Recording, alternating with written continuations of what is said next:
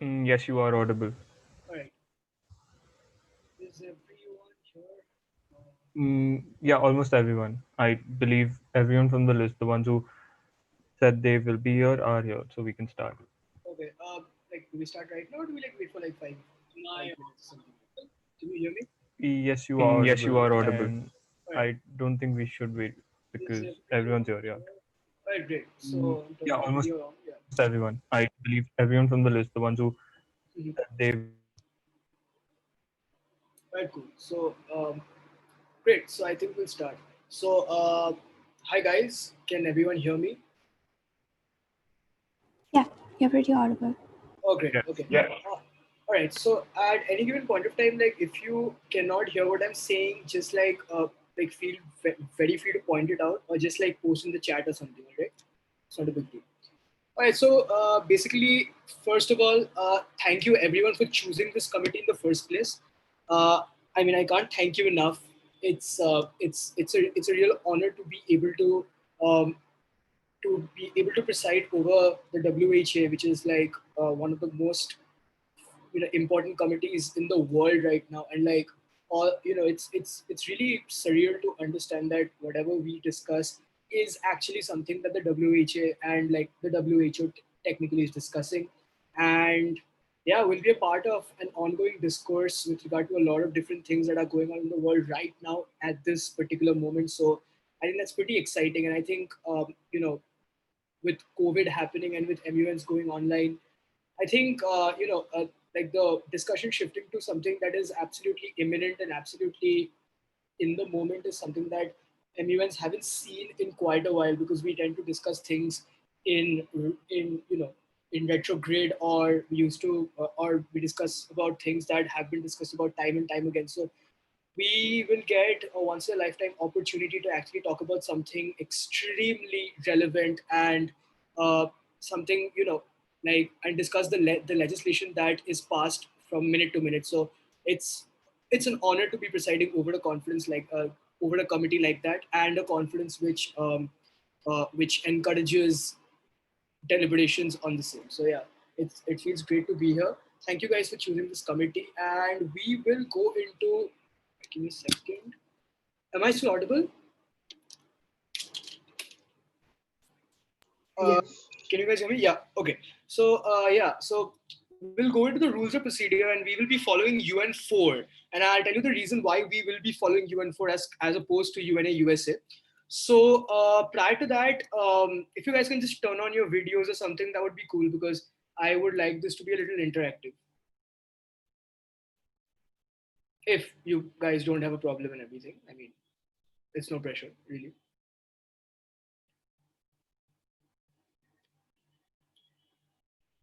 All right, cool. Fair enough. So, right. So basically, so the fundamental reason why I go with UN4 MUN in place of UNA USA is because in UN4, it's more dynamic.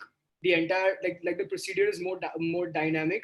It's not. It doesn't get stuck into the usual, like the usual loopholes of structure, of maintaining some kind of formalities within which the entire holy, like the holy idea of a model UN conference has to be conducted, and it doesn't stick to the archaic rules as to how you have to address a committee. It just goes directly into the debate, and I think that is what I like about MUNs. And I think with very stringent procedures, what we lose is the veracity of the debate, and what we lose is really the idea of engagement, because what rules do is they kind of bog you down, and they and then we waste a lot of time in just discussing what the kind of rules should be and what the kind of rules shouldn't be, and that becomes the crux of the debate. So to do away with that, UN4 was invented. It was invented technically for security councils and crisis cabinets and smaller committees,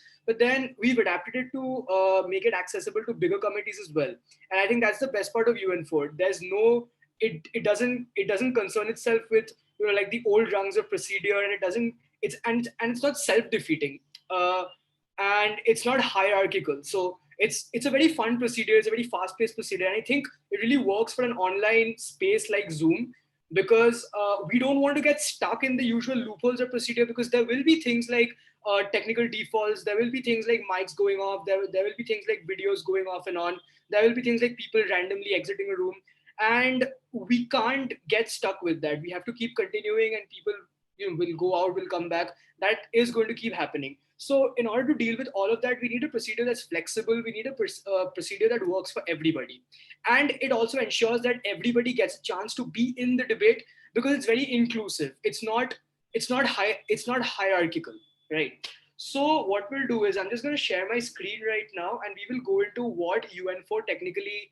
deals with. Also, a little note before we start, and that is UN4 as a procedure has been modified and demodified and modified over and over again by different kinds of chairs with different preferences and with different expertise and experiences, and everybody just does it their own way. I mean, there is of course a UN4 guide, but then that guide it's as good as nothing, because nobody really follows the guide anymore. Like, people just bring in their own versions of procedure from whichever circuit of model UN they belong to, or whichever country or whichever society they belong to. They just bring in their influence, and that is what they do. That is how UN4 has evolved to be. So right now, since I have had my fair share of experiences primarily in Eastern India, UN4 is how we have, as the Eastern India circuit, how we have developed it to be, right?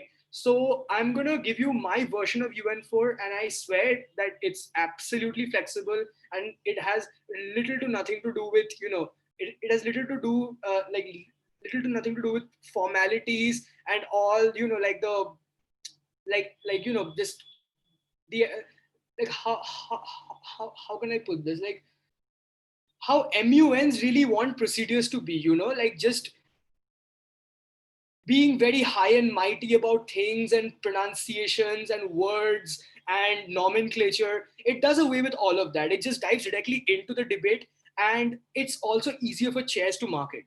So I think without further ado, we'll go into what UN4 really stands for. And yeah, I'll share my screen. And at any given point of time, if you guys have any questions, please feel free to ask me. All right, let this be very interactive. And one golden rule, and that is, no question is a stupid question. All right, whatever question you have, it's valid, it's important. If it's important to you, it's important to the rest of the committee. Because if you have come forward and asked your question, it means somebody else who might have wanted to ask the question has a voice now. So whatever question you have, please go ahead and ask. And I think we can mutually benefit from understanding like the difficulties that each of us face, so as to have a better understanding of how committee can work. So essentially, I'm going to play this. All right, and this is something Harshit has given me today, or like yesterday night, if I remember clearly. So this is basically like a guide that everybody is going to use. All right, and this is basically it walks the tightrope between UNA, USA, and UN4. And I think that's fine, because I'm going to clarify upon what exactly UN4 is and how we will proceed, as far as the procedure is concerned. So let's dive right into it. And before that, do we have like any other questions with regard to committee in general, or with regard to anything that, that pertains to like the debate or the topic, or the agenda, or what exactly we have to talk about, or anything of that sort, or how to go about making a speech, how to make, what is an opening, like how to make an opening speech, or anything of that sort, really. If you have a question, Hello, I have a question. yes, Alejandro, go ahead. I'm listening. Thank you so much. Well, first, let me introduce myself. My name is Alejandro Guzman, and I will be representing Italy at the committee. And well, pretty much my question is, as I was reading the study guide, I saw that you mentioned that you actually encouraged us to read the rules of procedure of the WHA.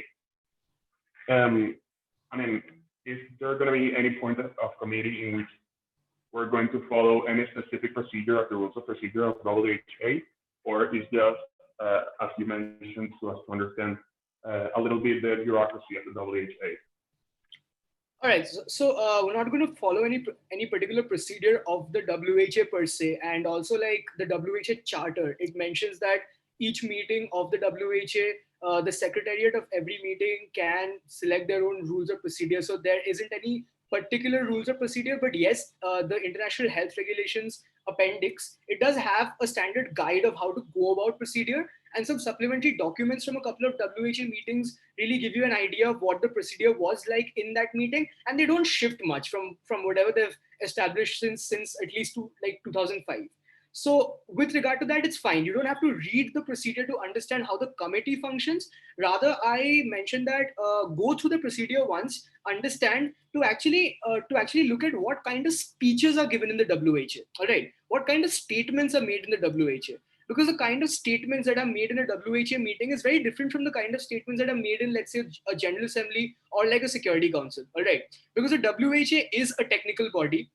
Every delegate, like every representative to the WHA is accompanied by, let's say, a special representative of the health minister or anybody from the country who is involved in some kind of, public health department or public health process as far as the public policy of the country is concerned, right? So it is a technical committee. It's a committee where the diplomats are not briefed by their external affairs ministries, but by the ministries of science. So all kinds of arguments are technical as well as political. So that makes this committee really unique, because we'll be talking about cooperation, we'll be talking about coordination on very specific things, right? We won't be talking about things like, like COVID has to be prevented. That is some kind of a statement that can be made in the General Assembly or even the Security Council, that COVID can be prevented. We all know in the WHO that COVID can, like, it has to be prevented, right? We'll talk about how it has to be prevented. We'll talk about particular mechanisms, because that is exactly why the WHO exists. And all of these particular keywords, all of these particular, important things that really go into the particular speeches of every country, and every country has their own particular keywords that they love to use. All right.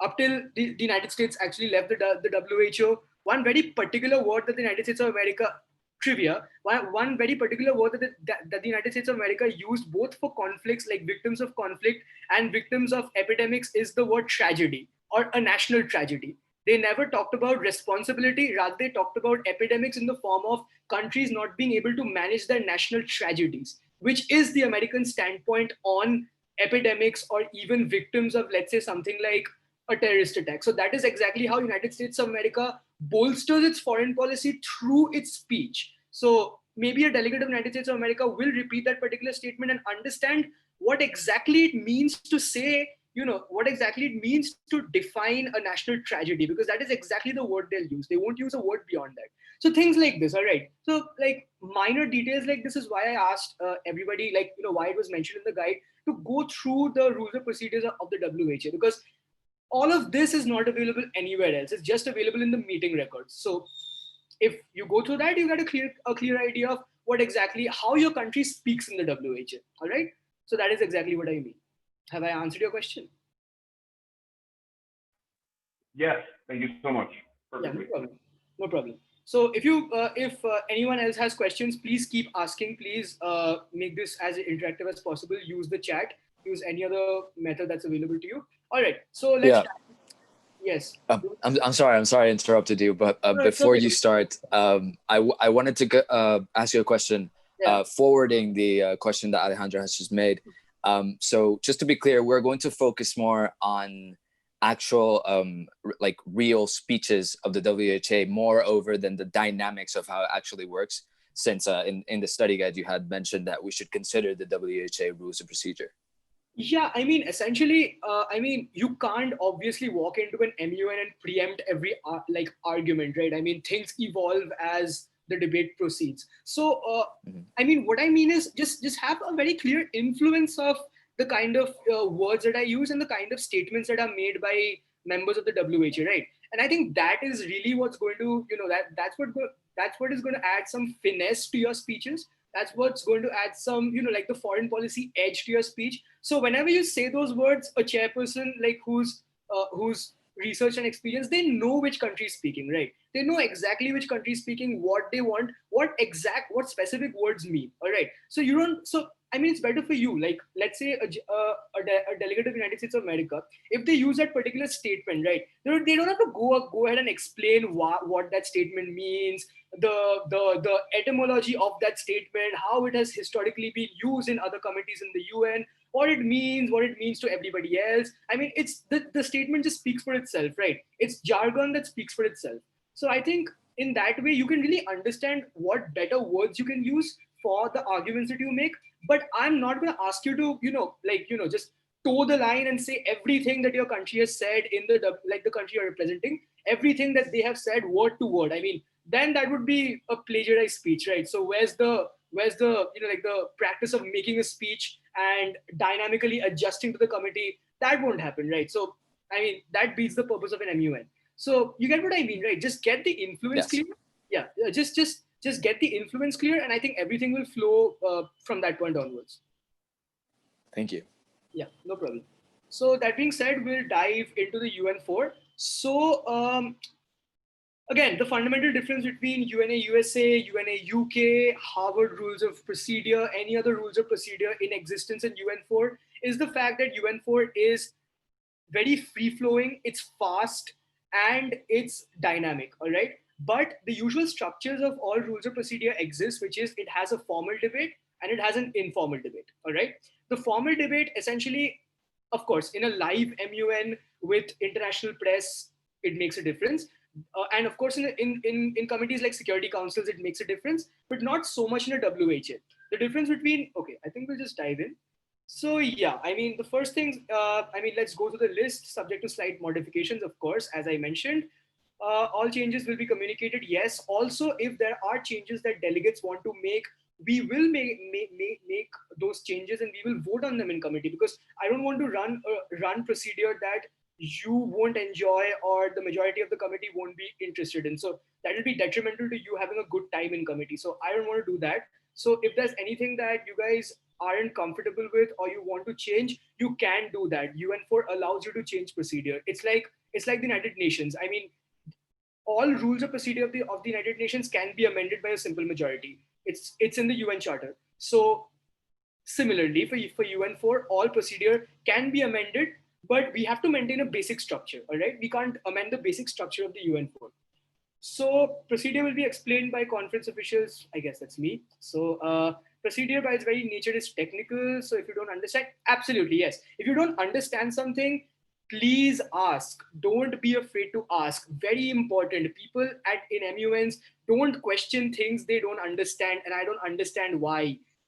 The first thing you really have to understand when you do an MUN, no question is a stupid question. If you think there's something you're not clear with or you're not understanding anything, and if you think that you want to ask that but you can't get through because it's a stupid question, you're losing out, my friend. You're losing out on that confidence, because there's going to be something you don't understand and that's going to stay in your head for the rest of the committee, and committee will proceed and you will not.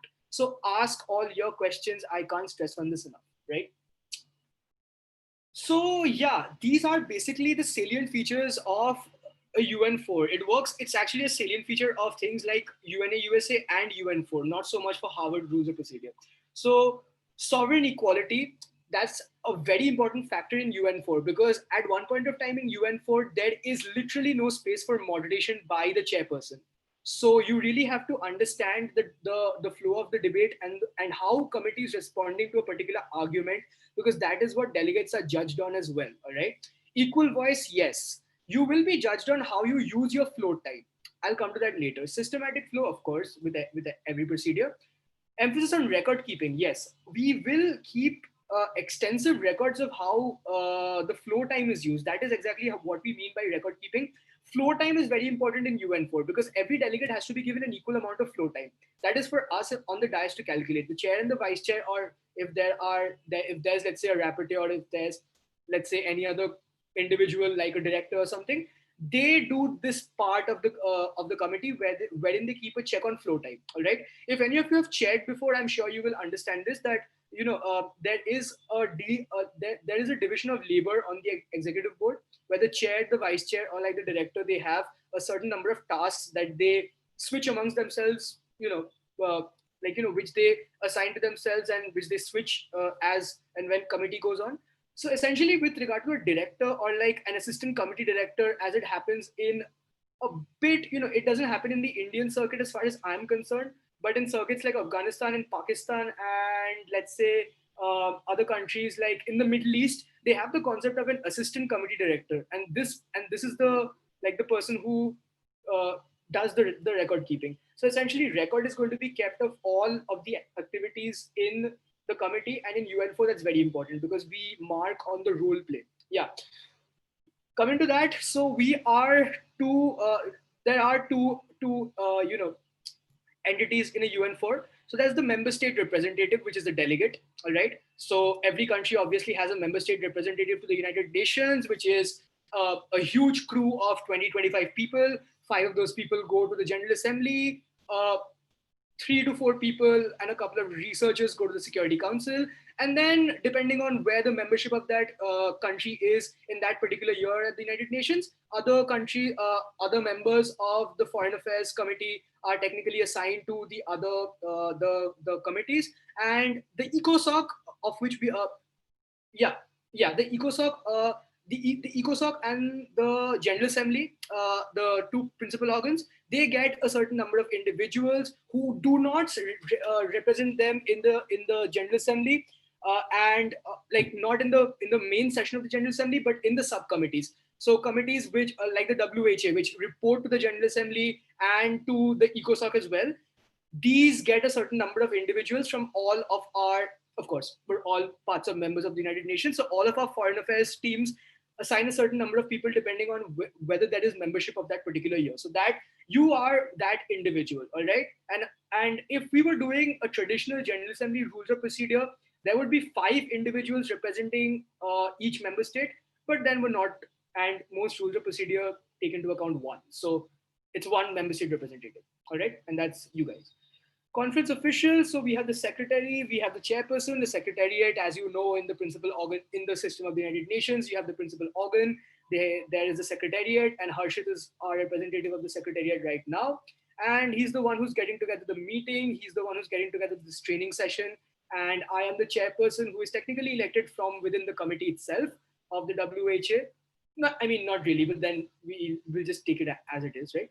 So, that is who I am, and that is what this is. This is exactly what the situation is. Funny thing is, even before like a United Nations meeting, the Secretariat actually gets together a training session of all the individuals who are involved, and especially like this. So the Security Council sessions of 2020 started pretty late.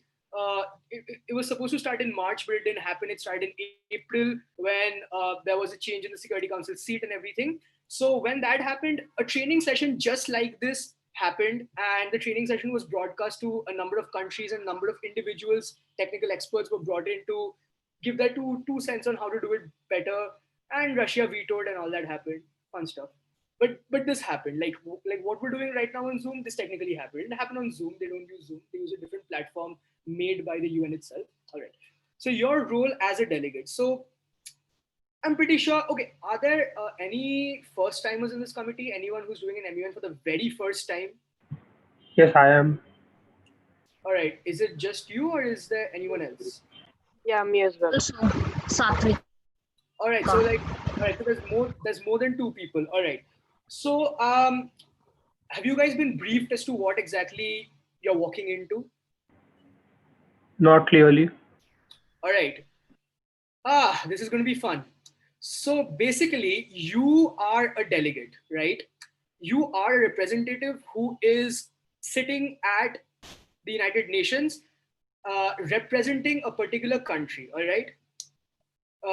So you understand the gravity of what that means, right? It means your job is to make your country look good in front of all incoming criticism of every possible kind.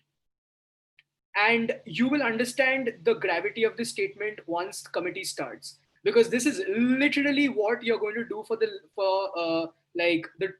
2 days of committee.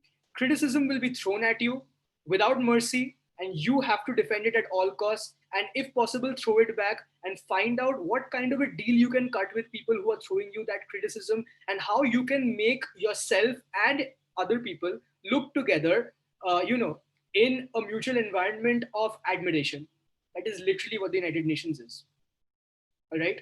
summed up in one sentence, or like maybe 1.5 sentences. That is basically what you guys have to do. And as simple or as complicated as that might sound, it is not that simple, and it is also not that complicated. All right. So I think from this point onwards, please pay attention to what exactly you have to do. All right. So you are a member state representative. You represent a country. 193 members in the United Nations. You are one of them.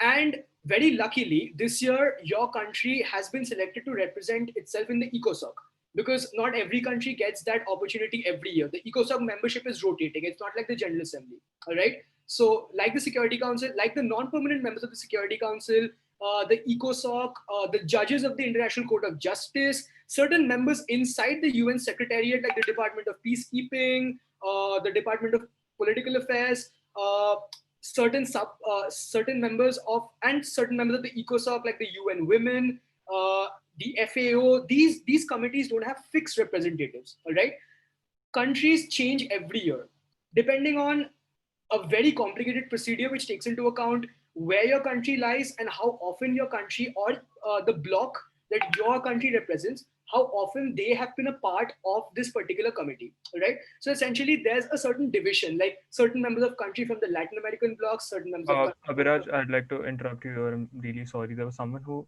texted what's ECOSOC with SOCK. So you need to explain them, economic and social. Sure.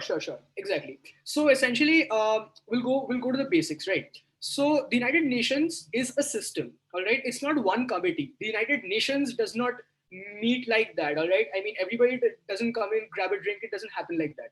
So essentially what the United Nations is there are 6 principal organs, and every principal organs has subsidiary bodies or subcommittees, all right? Why do we have 6 principal organs? Because it's always better to divide tasks and work with them individually, right? I mean, think of it this way. Your government, or whatever country you're a part of, your government is delineated into like a number of specific organs, right? Your government does not, I mean, the entirety of the government doesn't deal with foreign affairs. The entirety of the government doesn't deal with health. The entirety of the government doesn't deal with, something like, let's say, the COVID-19 crisis. There are specific parts of your government dealing with specific parts of the crisis, right? There's a part that deals with the policing. There's a part that deals with, let's say, public health. There's a part that deals with an economic recession. There's a part that deals with all of these things, right? So essentially, the United Nations also does the same thing.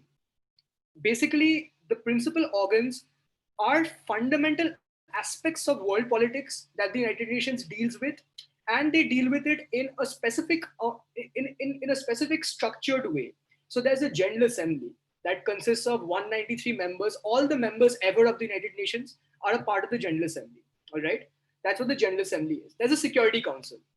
All right, the Security Council deals with what? Matters of international peace and security, as the name goes.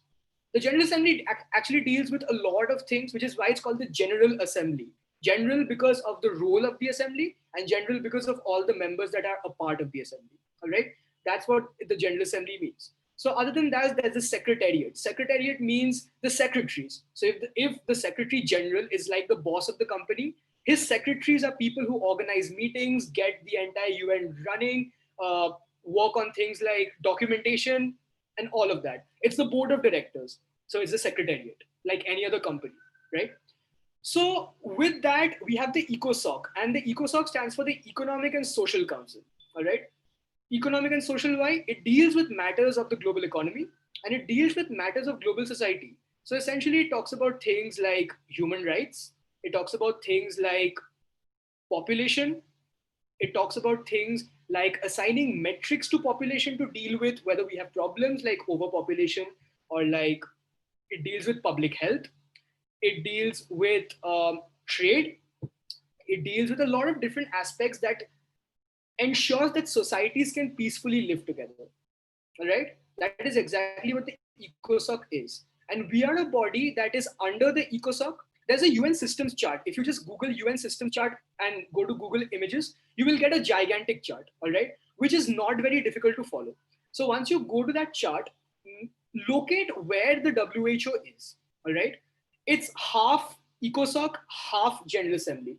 Why is that? because we are technically an ECOSOC body. We deal with public health, we deal with opioids, we deal with medication, we deal with pharmaceuticals, we deal with societal well-being. All right. We also deal with mental health.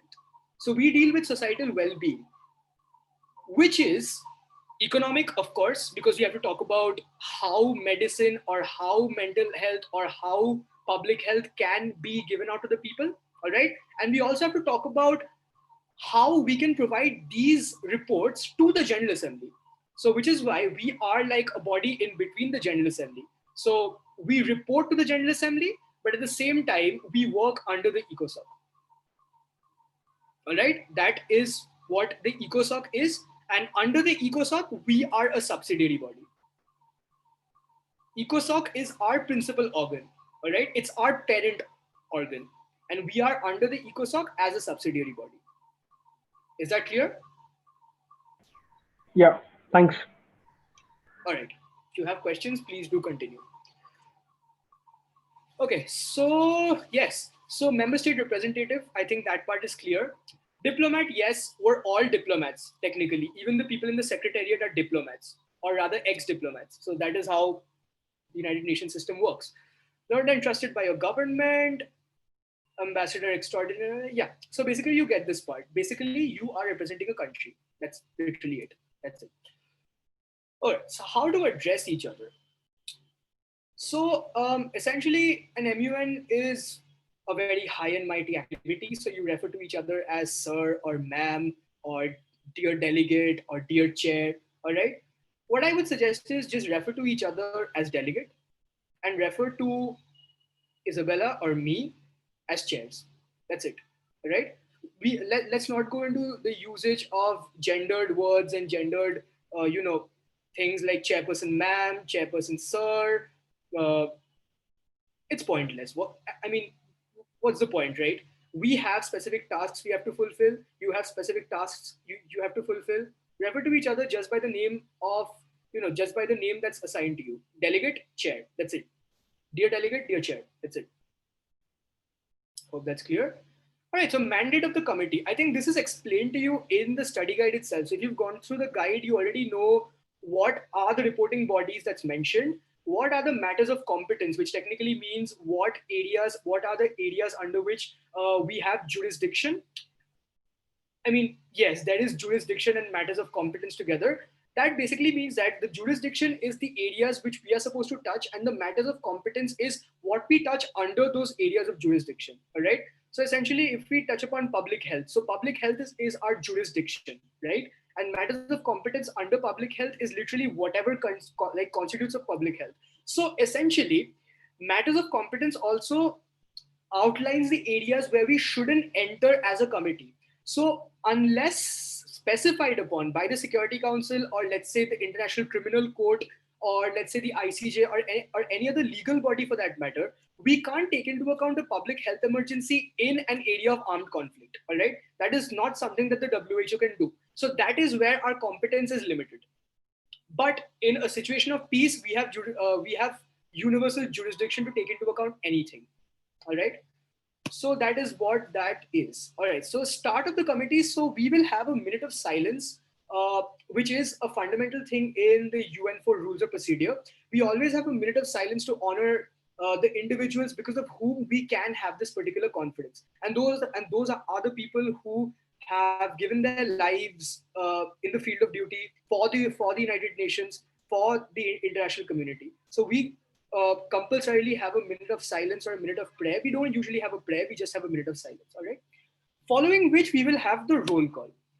The roll call is basically, it has two options, present or present and voting, all right? What this means is, okay, let's go to the slide. It also says foreign policy considerations behind each roll call. Abhiraj, again, sorry, but Yes. they've had a good elaborate session on UN and USA. They've had Right. sessions on research and debate as well. So if you feel that this is getting too repetitive in a certain sense, because roll call was explained to them very precisely, so you can skim through it and come to the part where, formal and informal. Perfect. Yeah, I'll do that. Keeping you. No, actually, this is my first session, so please can you repeat? Oh, okay. Yeah, I'll do that. Don't worry about that. Harshit, I'll just quickly go through this. And also, delegates, don't worry. I'm sure there are a lot of people who haven't joined in on this as well. Don't worry about that. On the day of the conference, we will quickly have like a 20-minute session where we will go through this again, because procedure tends to be quite a problem in committees, and it tends to be quite a problem on Zoom committees as well. So I mean, it won't be all smooth. I'm being very honest. But then again, to ensure that it is, we'll just go through this like short 20 minutes and just take Yeah, we're questions. streaming this on YouTube as well. So if people want to watch it, we'll be posting this on the group as well. They can probably watch it later whenever they're free on YouTube. So that's not a problem. Oh, great. Okay, that's good. So present and voting, very simply put, you vote present. The foreign policy consideration, I'll just go into that because that's the important part. Present means you are involved like a regular member of the United Nations, or of the committee that you are, or of the committee of which you are a member of that particular year. All right. So essentially, if you feel that, yeah, fine, okay, this is something that our country has to deal with, and fine, we'll do it because we're a part of the UN for the sake of the global community, whatnot, then you vote present, because at the end of the day, you can get to abstain. All right, you can get to abstain from your final document, the outcome document we call it. All right, you can get to abstain.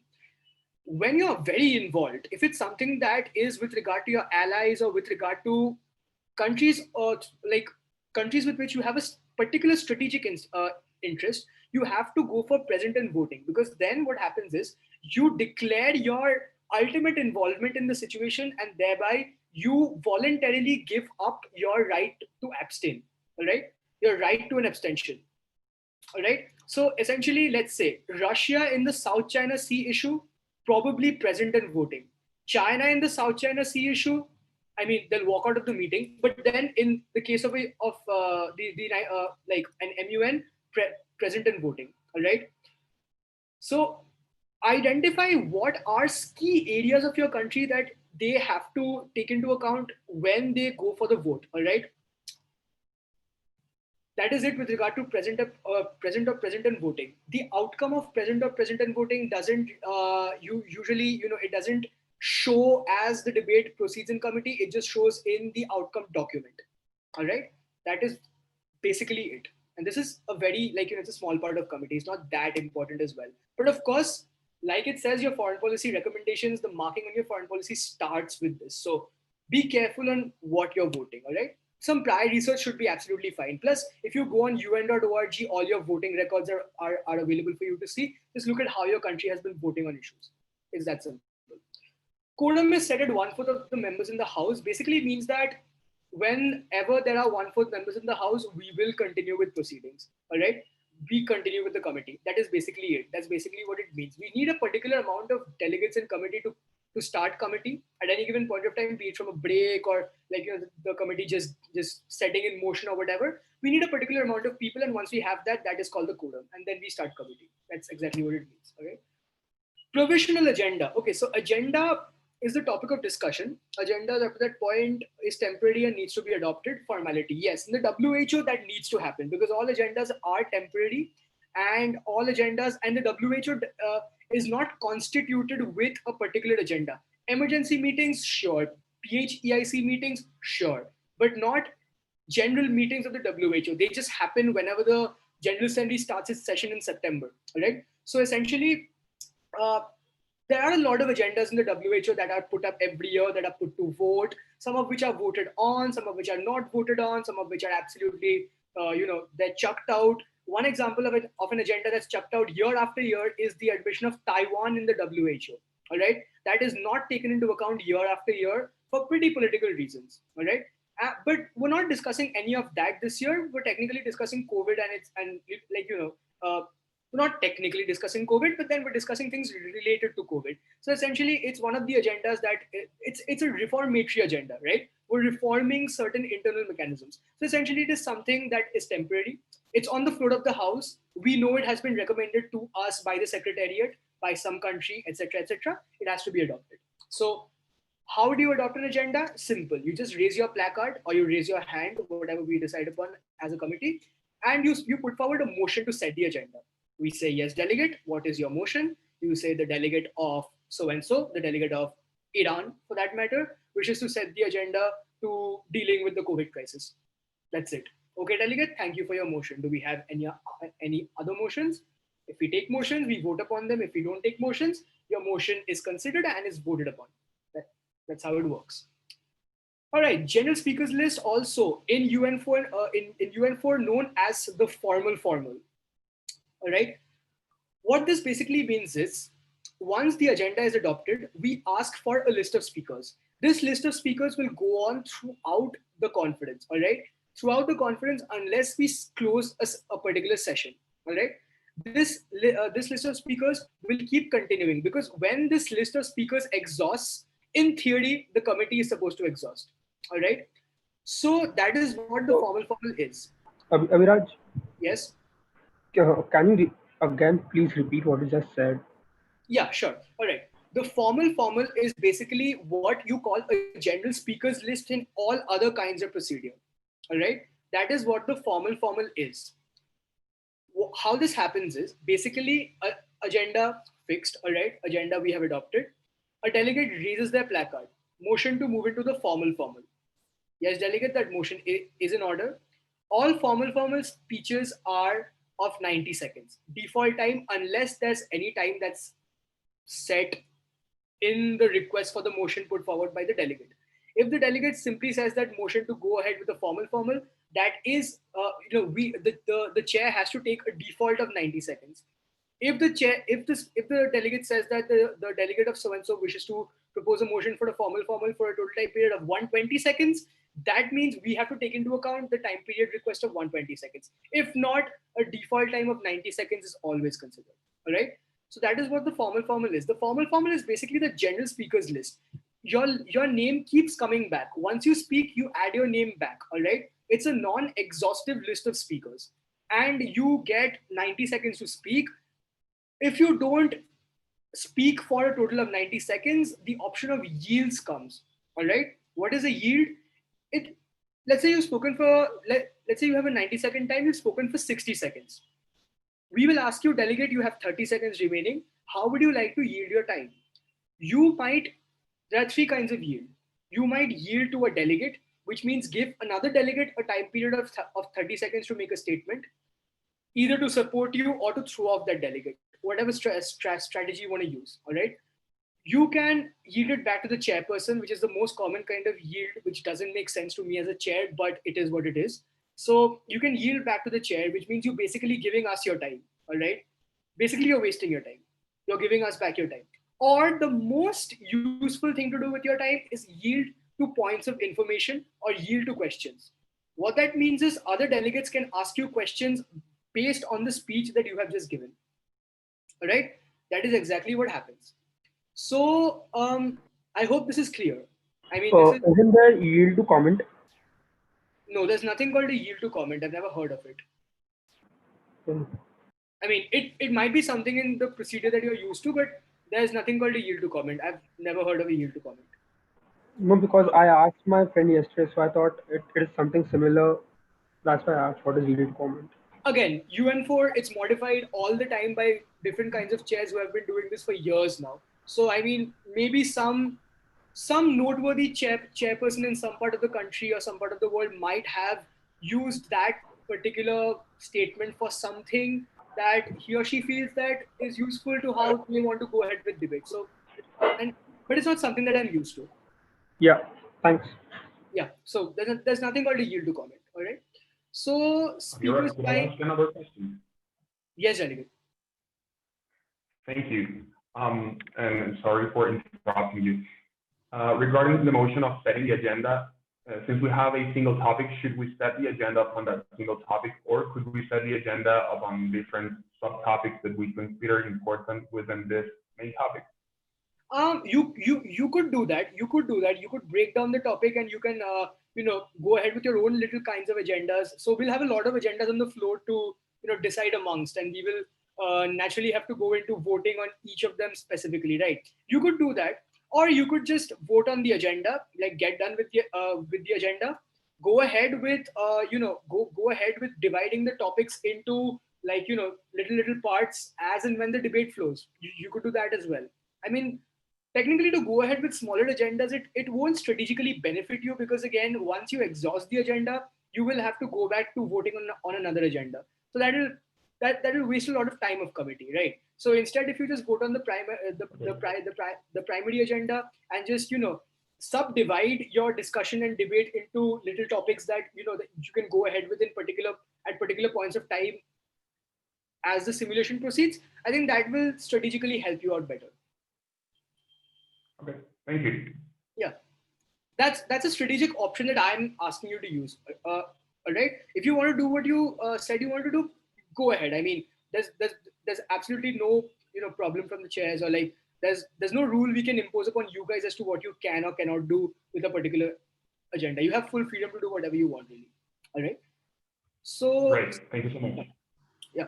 So the notification of time, of course, we will give you like a single tap or a double tap to let you know whenever your time is being exceeded, or what, like, anything of that sort.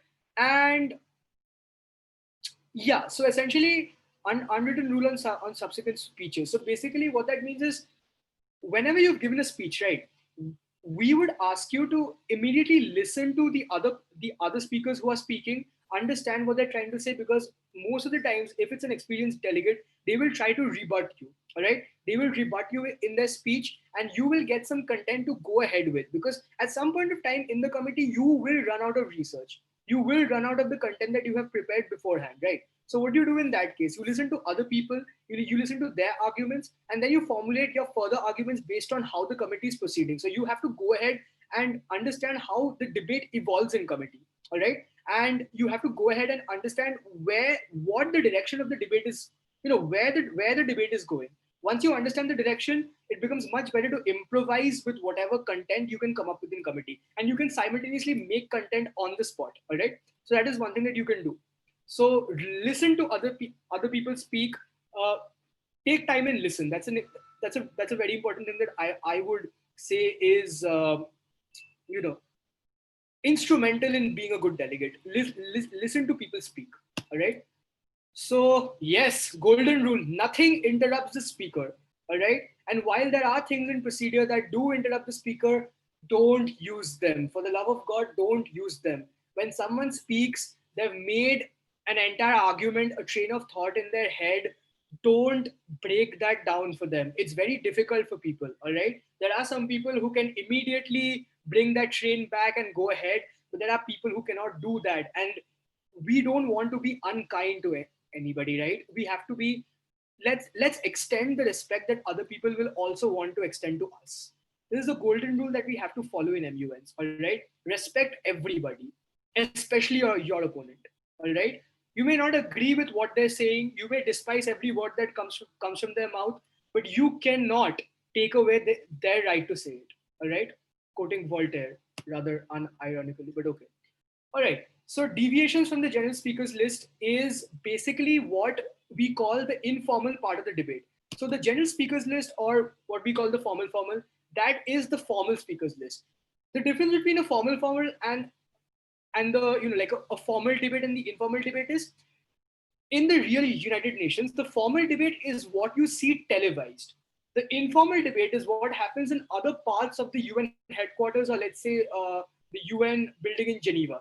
These are the little subcommittees, the little discussion groups, the little action groups, like the little boxes that are formed within the committees, all right, which get together and discuss all of the proceedings that they have to discuss in order to form allies, form blocks, or strategically do anything with regard to establishing a certain internal code of conduct, or going ahead with a certain objective, all right, that to bolster their individual foreign policies. That is essentially what the informal debate is. But the informal debate is basically, in an MUN, how we take it to be is, the informal debate is basically whatever that does not go on record of the committee. Of course, we will be making a record with regard to the verbatim, because we need to keep a track on who said what and everything, and when delegates ask who said what, and respond to that. But essentially, the informal part of the debate is what is non-consequential to the main debate. What does that mean? It basically means that You can ease up and say things that you can not normally say in a formal session. All right, you can ease up on the language. You can use a little bit of whataboutery. You can use a little bit of filler words like so, like, okay, but things like that. All right, you can easen up on how you want to go ahead with the debate. It's more of a discussion within people. It's not like, chairperson, we would like to we would like to outline that our country has done so and so and so. No, you can basically say things like, we feel that this has to happen, but it hasn't happened. But like, this is something that we need to do, but this is not something that is happening. Things like this, just like a formal, just like a discussion that's happening, right? So that is what the formal that's what the informal part of the debate is. So how do we move from the formal to the informal part of the debate? The formal informal. All right. The formal informal is a deviation from the general speakers list. All right. A deviation means what? There's a method to raise the formal informal. How do we do that? At any given point of time, there's a difference between the UN4 rules of procedure and any other rules of procedure. In the UN4 rules of procedure, you can raise a motion at any given point of time. The chair basically says the floor is open for motions. From that point onwards, you don't need to ask the chair whether you want to raise a motion. Just you say you have a motion. That's it. All right. You just say you have a motion after a particular speaker finishes. And when the chair is about to announce the next speaker, you basically raise your hand or you raise your placard and you say you have a motion. We are bound to recognize you in that case. All right. What is the motion? Motion to the delegate of so and so would like to suspend the formal debate. I have to say this: suspend the formal debate and move into a formal informal of total time period, blah blah. That's it. That is what how you move into the informal session. All right. The delegate of so and so, the delegate of, I don't know, Canada, would like to suspend the formal debate and move into a formal informal of total time period 20 minutes. That's it. That's voted upon, and if the vote passes, you are in and you're in a formal informal. If not, you go back to the formal session. All right. Right. Important part of a formal informal, and this might excite you or this might scare you, depending on your MUN experience up till this point. In a UN4, the chairs don't moderate the formal informal. The delegates moderate it themselves. They pass the floor time to other delegates, which means you need to have a very good understanding of who is your ally, strategic ally, and who is not your strategic ally. So you have to pass the floor to not only your strategic allies, but also to people who are not your allies. Why is that? If you keep passing, and I cannot stress this enough, if you keep passing the floor only to your strategic allies, there is no case that's being built for the debate. There's only one side of the debate that's being built, right? That's not a debate, that's a monologue. All right. You have to pass the floor to people who have foreign policies that are diametrically opposite of yours in terms of national interests, which means which means a United States of America in a debate on the economy will have to pass the floor to China. A China on a debate on peacekeeping will have to pass the floor to India. And India on a debate on terrorism will have to pass the floor to Pakistan. That's exactly how it happens, right? That's exactly how it happens. Otherwise, if you pass the floor amongst your allies, it literally makes no sense. There is not going to be debate, and trust me, the secretariat and the chair is going to deal with complaints saying that oh, there's a recognition problem. We are not being recognized. There is biased recognition in the committee. That always happens, all right? So there's one way to prevent that from happening: give others a voice. The strategic part of the entire thing is you're not losing out. If you're thinking in a very selfish manner, oh, well, then what about my speaking time? What about my allies? What about my arguments? Remember, if you give others a voice, they give you content. It's quid pro quo at every given point of time. All right. It's always quid pro quo if you know how to utilize it. It's that simple. You never lose out on any given point of time in an MUN. You're always gaining something. Identify your gains. All right. And that is what a formal informal is. So proposal of a motion, well, formal request directly to the committee, yeah, to direct the committee in a particular order. So for the people who have not done an MUN before, what is a motion? So just take the word as it is, right? Motion, movement. It's basically a verbal command to go to drive something forward, to put something in motion. That's what a motion is, right? So what is a motion? It's a motion to, so we've talked about motions before in the session, right? Motion to discuss the agenda, motion to introduce a formal, motion to suspend the formal, move into a formal informal. So you see, we're driving the conduction of business. That is exactly what a motion is, right? So I hope everyone's clear with that. That is what a motion is. After a certain point of time, we will come to points. Understand the difference. Okay, I'll tell you what the fundamental difference between a motion and a point is. Okay, so introduce simply by raising the placard. It's as simple. You want a motion, raise your hand or raise the placard. We are bound to recognize you. That's literally our job, right? It's that simple. Suspension of the meeting, used for lunch and tea. You have lunch breaks and tea breaks in the itinerary. Go through it. That is when we suspend the meeting. All right. We don't have to suspend. We don't have to suspend the session at every given point of time. We can just suspend the meeting. If we're in the process of writing a resolution or having a very intense discussion, we don't need to really suspend the session, because that would be detrimental, because you have to start all over with roll call and everything again. So we won't do that. All right. What we'll do is we will suspend the meeting just for that particular period, and then you can go and have tea, you can go and have lunch, chill out for a minute, just clear your head, and then come back to committee. All right. Takes the highest precedence over other motions. Yes, we will explain the order of precedence at the end. Just somebody remind me, because I'm sure I'll forget. Adjournment of a meeting. What does adjournment mean? Ending. All right. It's a fancy word for ending. When proceedings for the day is complete, the adjournment of the meeting is proposed. So you adjourn the meeting at the end of the day, not before that. All right. I don't want delegates doing that smart thing where in the middle of the meeting you're like, chair, we want to adjourn the meeting. No, you're not going to adjourn the meeting. There's a reason why you're here. There's a reason why I'm here. Let's respect our jobs, right? So that is what we'll do. If you want a particular break at any given point of time, you are free to request it. Be our guest. All right. We understand. Looking at research, looking at a laptop screen, looking at other delegates through Zoom, it's going to get tiring. It will get tiring. It's going to get more tiring than an actual real MUN. All right, because in an actual real MUN, you will have chances to go out, like just sit in a different posture, walk around the room. You won't have chances to do that, because when you're in committee, you're sitting in front of a desk, you're sitting in a chair, you're sitting in front of a laptop. Your eyes will be hurt. You will be tired. So ask for breaks. All right, just ask for breaks. We will understand. We're looking at laptops too, and we will be writing verbatim. We will be doing marking. Our minds will be all over the place. More than you guys, we will want breaks. All right, but we can't tell you guys that. So just understand. All right, and then you can ask for breaks. No problem with that. That being said, adjournment of debate, also called a no action motion, or a motion of adjournment, as we simply call it.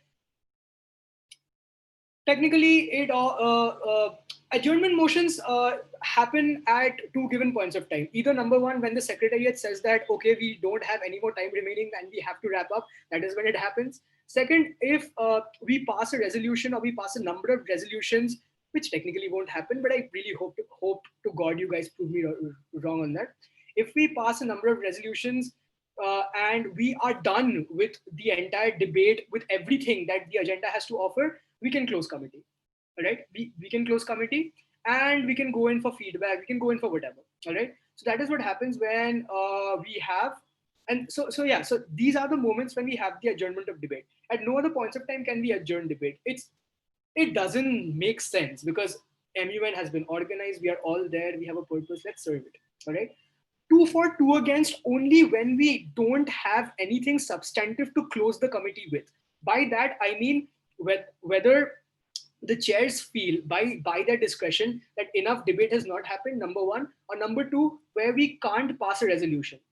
All right, or we can't pass any kind of a documentation. That is when we will ask you that what are your arguments for closing the committee. should give us a good argument for closing the committee, and sure, we will pass it. But what are your arguments? So that's what a two for, two against is. Two for, two against at any given point of time is two people who raise their hands who want to speak for anything, two people against that same thing. All right, that's what a two for, two against is. By the discretion of the chair, two for, two against, delegates who wish to represent the various sides in the two for, two against are selected, and basically we put you guys against each other and you guys debate it out, and committee listens to you, and whoever makes more sense, committee sways in their favor. All right, pretty democratic that. Closure of debate. It's a ceremonial motion per se, required to vote on any drafts, of course. If there's a draft resolution, by a draft resolution for people who have not done MUNs, basically all meetings have to close with documentation, which documents what has happened in the meeting and the actions that the committee wants to put forward. All right. So that is what a resolution is. The WHO can pass a lot of resolutions. We are a legal body. We're allowed to do that. And yeah, we can pass a lot of kinds. We can pass a number of documents for that matter, like a different formats of documents. But I suggest that resolutions should be the only kind of format that should concern you, because everything else is either too technical or too lengthy or needs much more research than it really benefits you, because you are in a particular MUN to learn how to do MUNs better and to go for other MUNs and win better, right? So as a matter of fact, a lot of MUNs will not take into account a lot of different kinds of documentation. They'll just work with the draft resolution. So keep it at that. We'll keep it at that. We'll keep it very simple. All right. So committee directly goes into identifying if there is consensus. Consensus means everybody is on the same page, which usually doesn't happen. All right. It does happen in the WHO, in the real UN, but usually it doesn't happen. And if that doesn't happen, we go into a roll call vote. A roll call vote is basically, it's different from a procedural vote. A procedural vote is what you vote upon in procedure, right? Which basically means what motion you want to pass, whether formal to informal, whether you want to set the agenda, whether you want to set a particular kind of debate. That stuff is procedural. Also, if there are delegates, I haven't seen the delegate list yet. If you are an observer nation, you can vote in the procedure. You cannot vote in the documentation process because you do not have full membership rights. All right. Procedural voting, you can vote upon with regard to anything. It's literally mentioned in the UN Charter that procedural votes aren't barred for any kinds of observer members of any kinds of branches of the UN. However, particular members of the United Nations have the privilege of voting in the final the documentation. And that is where your present and voting in the roll call comes in. Because if you vote present, you have the right to abstain. If you vote present and voting, you do not have the right to abstain. All right. So you understand where this entire voting procedure comes into. All right. Representatives is to have a recorded vote and a request must be filed prior to closure. That is basically something that UN4 and other UN, like model UN committees of the United Nations, like UNIC, like the UNA USA committee has done away with, which is the yes and no with rights. All right, we don't have that anymore. That is basically why you are voting a yes, why you are voting a no. So we don't have that because we think, because we think that as chairs, we should technically look at how debate is proceeding at every given point of time, and we should make substantive guesses as to why we think you're voting for, why we think you're voting against. And not being able to do that is our failure. That's not yours. All right. So that being said, we will not have that. We will not have anything called a recorded vote. All votes are recorded and they go into the meeting record. Point of order. Okay, so we're coming to points. All right, there are 4 points that we technically are use we technically use in UN4, and these are the first point is the point of order. The point of order is something you, the delegate, uses. You extend to us as the executive board. What is the point of order? This is basically your call for asking us to be impartial and asking us to make ramifications. What does that mean? We can go wrong with procedure. We can go wrong with identifying the speaker. We can go wrong with a roll call. We can go wrong with a lot of things, all right? Because we're human as well. So it is for you to point that out. So as a delegate, you can't sit there and just be looking at our mistakes and be like, oh, they're chairs, it's fine, they are allowed to make mistakes. No, we're not allowed to make mistakes, and you have to hold us accountable for that. That is where the point of order comes in a normal UN4. What we do is the point of order. So basically, I'll give you an example. If I have anything that resembles, okay, wait, I'll just make a little placard. So yeah, so this is a placard, right? So if there's a placard in a UN4, like if we're sitting in a normal committee, what we would do is we would raise the placard like this, right? We would raise the placard like this, and the chairperson would be like, yes, delegate, to what point do you rise? That is one line all chairs use. So people who have not done MUNs before, get used to this line, all right? Chairs ask that a lot. Yes, delegate, to what point do you rise, all right? So then you say, chair, I wish to propose a motion. Chair, chair, can I be excused from committee? Whatever. In UN4, in a point of order, what you do is, if this is your placard, right, you basically take your hand and you make a T, all right? What I mean by that is your hand goes here. So as funny as this may be, you technically raise your, okay, placards are smaller, so the chair can see. So you raise your placard like this, all right? And they're sturdier, so they don't fall. So you raise your placard like that, and basically the chair identifies that it is a point of order.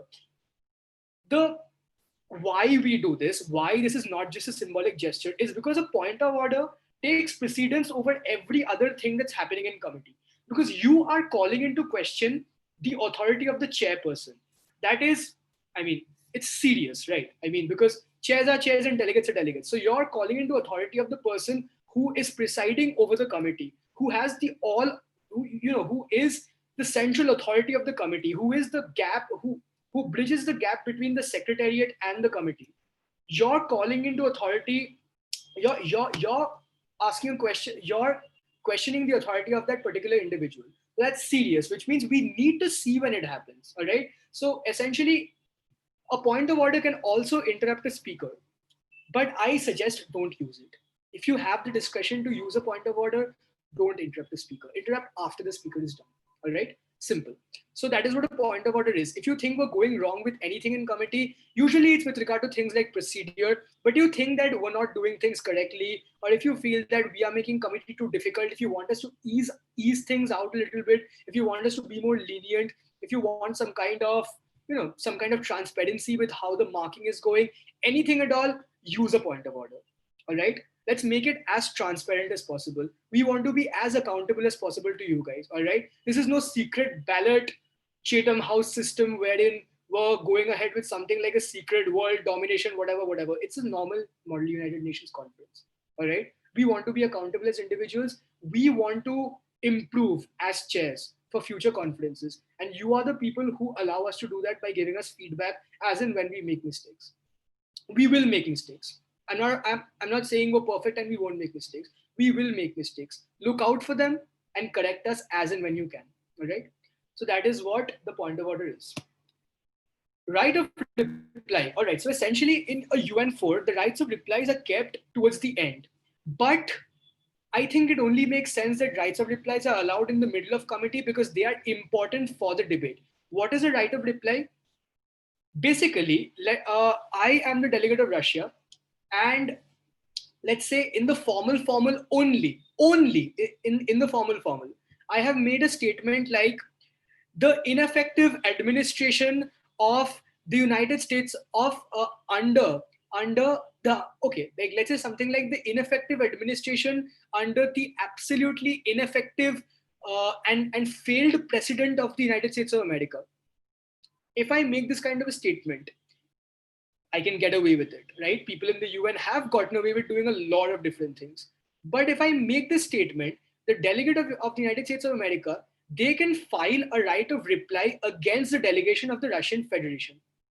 What that means is the delegation of the United States of America can give us a written complaint against the Russian Federation saying that or claiming that so-and-so statement has been made by the Russian Federation, and by that statement, they go against the sovereignty and the territorial integrity of either the state or the head of state or the head of government.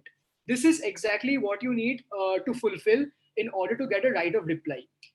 An insult or a comment that demeans your sovereignty, territorial integrity, or the image of your head of state or head of government. All right. So essentially, if I say something, if the delegation of the United States of America is like the territory of Crimea under the Ukrainian presidency, if they say a statement like that, Russia is well within their rights to file a right of reply. What happens after you file the right of reply? The chair looks into the right of reply, looks as to whether it's legitimate or not, and then decides whether to act upon the right of reply or not. If we don't act upon it, we say right of reply is not in order. If we act upon it, we tell the delegate to whom the right of reply is addressed. All right, delegation of Russia, United States of America has sent in a right of reply. It is in order. Do you wish to put forward an apology? Now the delegate can either choose to apologize or choose not to apologize, depending completely on foreign policy objectives. All right. If you have something at stake, you might want to apologize. If you have nothing at stake, you might want to leave that bit out. All right. There are countries who do apologize. There are countries who don't apologize. And either option is fine. But really look into what your country does, what the trend is in the United Nations, whether they have a history of apologizing or whether they don't have a history of apologizing. All right. Okay. What you can do is, to the right of reply, you can also file a counter right of reply, but we will not encourage that because the process is never ending. This is exactly what happens in the United Nations. All rights of replies get a counter like a right of reply. All right, and it keeps going on, and that is what the committee starts discussing upon, and the main agenda, it's out of the window. So we won't do that. All right, we won't do that. Say singular right of replies are accepted. Criteria for evaluation is basically what will be marked upon, what will, how we will do the marking in committee, and what will eventually lead to choosing a best delegate. All right. Role realization. I'll explain these in brief. All right. Role realization is basically, you as a country, you have a particular role, you have a particular way of speaking. All right. You have a particular way of addressing other delegates. So so you realizing that is everything. All right. And you like the level of aggression or the level of diplomacy that you will want to put forward is basically, that will be a reflection of what your committee does in the actual United Nations. So I will really suggest for UN4, definitely, if you're doing a UN4 committee after this, definitely watch Security Council meetings. Security Council meeting, of course, for like you're thinking, but how does that pertain to the WHA, right? Security Council meetings will give you the tone, all right? It'll give you the tone in which you can address other delegates, because that Security Council meetings are beautiful to watch. They're not as boring as General Assembly meetings. They're not boring as Human Rights Council meetings. They're very interesting. They're fast paced. The voting happens then and there. Everything is on record. And all of the speeches are available on the Security Council website. So you not only get to know your foreign policy, you get to know your allies, and also you get to know how your country addresses other countries. The United Kingdom doesn't talk in the same way that the Russian Federation does at the Security Council. And both are members of the P5. Both are members with nuclear powers, but they don't talk the same way. So you have to understand how your country communicates to other countries, because that is exactly how your diplomacy flows. And that's the next thing. Diplomacy. Use language specifically. Use language precisely. The primary job of a diplomat is to get the work done with as minimal words as possible. All right. Explain where you need to. Strategically leave out explanations where you don't need to. Understand what you should do at what point of time. Read your room, know your audiences. All right. Of course, goes without saying, the more diplomatic you are, the more points you get. All right. The more diplomatically you can convince other individuals, you will bolster your foreign policy objectives, and you will drive your country forward. And that is exactly what you are here to do in the United Nations. All right.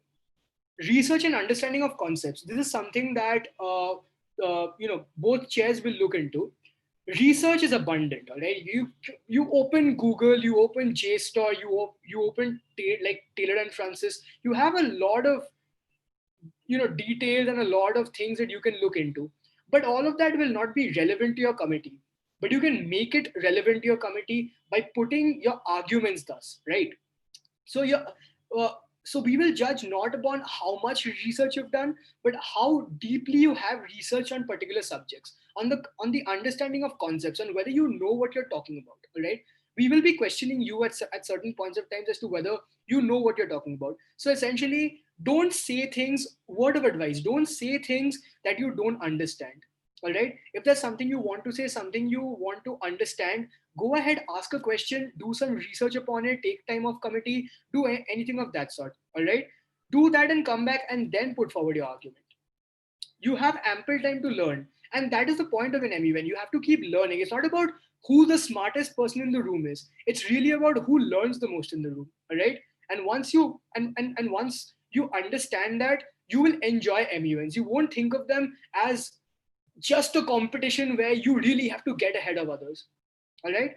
That is basically what an MUN is. Understand what you're talking about, understand politics, understand how deep this goes. All right. And that's that.